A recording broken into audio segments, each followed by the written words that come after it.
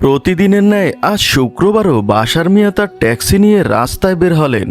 এই ঢাকা শহরে তিনি প্রায় 40 বছর যাবৎ ট্যাক্সি চালান। এখন অবশ্য তিনি বাসায় বসে থাকলেও কোনো অসুবিধে নেই, কারণ তার মেয়ে রিয়া এই শহরের এই ডিস্ট্রিক্ট কালেক্টর।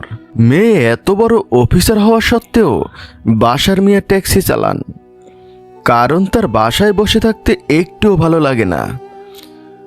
বাসায় থেকেও বা কি করবেন, কারণ তার স্ত্রী গত হয়েছে প্রায় 20 বছর। তিনি যে ট্যাক্সি চালান একথা অবশ্য তার মেয়ে রিয়া জানে না। এই ট্যাক্সি ট্যাক্সি, হঠাৎ ডাক শুনে ব্রেক কষেন বাশার মিয়া। পুলিশের এক এসআই ধমক দিয়ে বলেন, এত সময় লাগে গাড়ি থামাতে? আমাকে নিয়ে পুরান ঢাকায় চলো।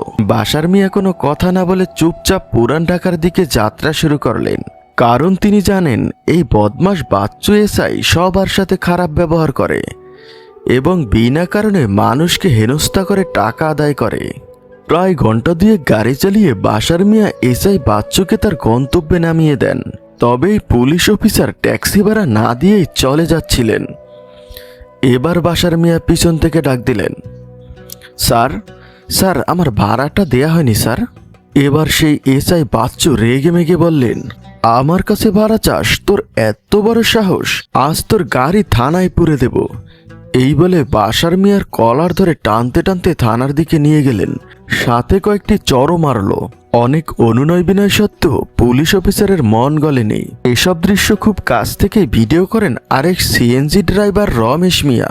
রমেশ মিয়া আগে থেকেই জানতেন যে বাশার মিয়ার মেয়ে একজন বড় পুলিশ অফিসার।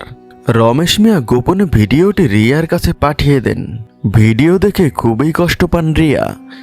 বিনা দোষে বাবার এমন অপমান কোনো মেয়ে সহ্য করতে পারবে না। রিয়া সিভিল ড্রেস হয়ে থানায় রওনা দিলেন। থানার সামনে এসে তার বাবার ট্যাক্সি দেখে রিয়ার বুকটা কষ্টে মোচড় দিয়ে উঠল। তবে মনের কষ্ট মনে রেখে রিয়া থানায় প্রবেশ করলেন। তিনি খুব শান্ত অথচ দৃঢ়ভাবে বললেন, ডিউটি অফিসার, আমি এসআই বাচ্চুর নামে কমপ্লেন করতে চাই। রিয়ার এই কথা শুনে অলস পুলিশগুলি সব নড়ে চড়ে বসল আর রিয়ার উদ্দেশ্যে বলল, একজন সাধারণ মেয়ে হয়ে আমার স্যারের নামে কমপ্লেন করতে চাস? বের হয়ে যা থানা থেকে। ঠিক তখনই এসআই বাচ্চু সেখানে হাজির হলেন। এবার সবাই মিলে রিয়াকে অপমান করতে লাগলো। ঠিক তখনই সবার হাসির শব্দ থেমে গেল পুলিশের গাড়ির সাইরেনের শব্দে। এক এক করে থানায় ঢুকলেন এসপি সহ বড় বড় সব কর্তারা। তারা রিয়া ম্যাডামের সামনে গিয়ে সালাম ঠুকলো। থানায় উপস্থিত অন্য পুলিশের তখন প্যান্ট ভিজে যায় অবস্থা। এসআই বাচ্চু তখন ঠক ঠক করে কাঁপছিলেন। পুলিশের এক বড় কর্তা বাচ্চুকে ধমক দিয়ে বললেন, স্যারের সাথে খারাপ ব্যবহার করিস? দেখ আজ তোর কি হাল হয়। এসআই বাচ্চু এতক্ষণে সব বুঝতে পারলেন। এবার তিনি চিৎকার করে বললেন, আমি আপনাকে চিনতে পারিনি স্যার, আপনার বাবাকেও চিনতে পারিনি, প্লিজ আমাকে ক্ষমা করে দিন। এই কে কোথায় আছিস? স্যারের বাবাকে তাড়াতাড়ি ছেড়ে দে। কিন্তু এসবে এসপি সাহেবের মন গলল না।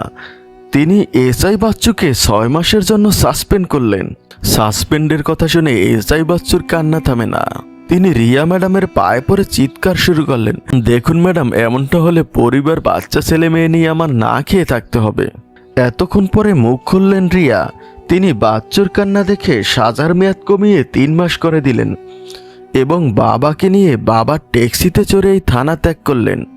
বন্ধুরা, এই ভিডিওটি আপনাদের কাছে কেমন লেগেছে অবশ্যই কমেন্ট করে জানাবেন। বন্ধুরা, আমার এই ছোট্ট চ্যানেলটিকে সাবস্ক্রাইব করার অনুরোধ রইল। ভালো থাকবেন সবাই, অনেক অনেক ধন্যবাদ।